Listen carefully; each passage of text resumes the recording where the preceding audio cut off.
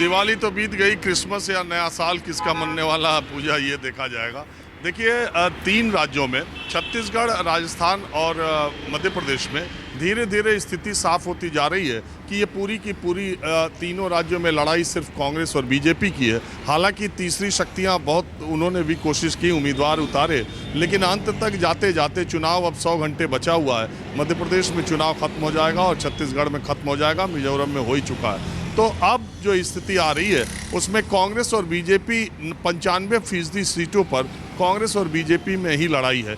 जहाँ तक छत्तीसगढ़ का सवाल है, वहाँ पर कांग्रेस लड़ाई में शुरू से आगे दिख रही थी और हालांकि भारतीय जनता पार्टी ने अपनी बहुत ज़मीन कवर की है और लड़ाई को दिलचस्प बनाया है। मध्य प्रदेश में जैसा राहुल गांधी कह रहे हैं, राहुल गांधी 150 सीटें कहें, हो सकता है आज बीजेपी के कोई बड़े नेता वहां जाएं 170 सीटें कह दें। सवाल 150-170 सीटों का नहीं है। सवाल ये है कि मध्य प्रदेश में जो स्थिति मध्य प्रदेश में भारतीय जनता पार्टी की है, वही स्थिति राजस्थान में कांग्रेस पार्टी की है।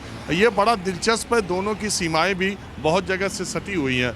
वजह क्या है कि ये 6-8 महीने पहले, साल 1.5 साल पहले दोनों सरकारों ने कुछ लोक लुभावनी योजनाएं और नीतियां बहुत ही व्यापक पैमाने पर घोषणाएं की और फिर उसकी इम्प्लीमेंटेशन में भी बहुत जोर दिया। आप देखिए, मध्य प्रदेश में लाडली बहना योजना न सिर्फ घोषित की गई, बाकी उनको घोषणा वीर कहा जाता है शिवराज सिंह चौहान को, लेकिन 6-8 महीने पहले मध्य प्रदेश में सूत्रों के मुताबिक जो सर्वे आया था उसमें बीजेपी की स्थिति जब खराब बताई गई, तो जो उसके बाद योजना लॉन्च की शिवराज सिंह चौहान ने, वो सिर्फ लॉन्च नहीं की बल्कि उसको इम्प्लीमेंट भी बहुत अच्छे तरीके से किया। वो घर घर तक पहुंची हुई है। इसी तरह सिलेंडर्स के दाम को, इसी तरह अशोक गहलोत सरकार ने भी चिरंजीवी योजना से लेकर के, हालांकि चिरंजीवी तो पहले की योजना है, लेकिन ये 8-6 महीनों में जो जो योजनाएं उन्होंने की वो धरती पर उतर जाए, उसकी कोशिश जोरदार तरीके से अशोक गहलोत सरकार ने की। तो मैं ये मानता हूँ, और दोनों सरकारों के खिलाफ युवाओं में गुस्सा है क्योंकि दोनों जगह भर्तियाँ पारदर्शी नहीं हुई, घोटाले सामने आए। तो और दूसरे पर्चा लीक हुआ राजस्थान में।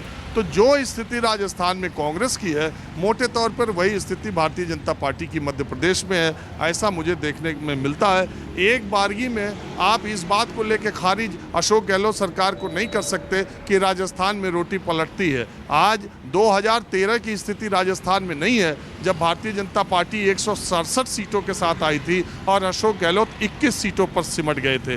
वो स्थिति राजस्थान में नहीं है। और दूसरी बात यह कि मध्य प्रदेश में भी भारतीय जनता पार्टी को जितना कमज़ोर या एक तरफा चुनाव लोग मान रहे हैं, मेरे देखने में ऐसा नहीं है। मध्य प्रदेश में हालांकि 2018 के इर्द गिर्द ही अभी तक लड़ाई चल रही है, ऐसा मुझे लगता है।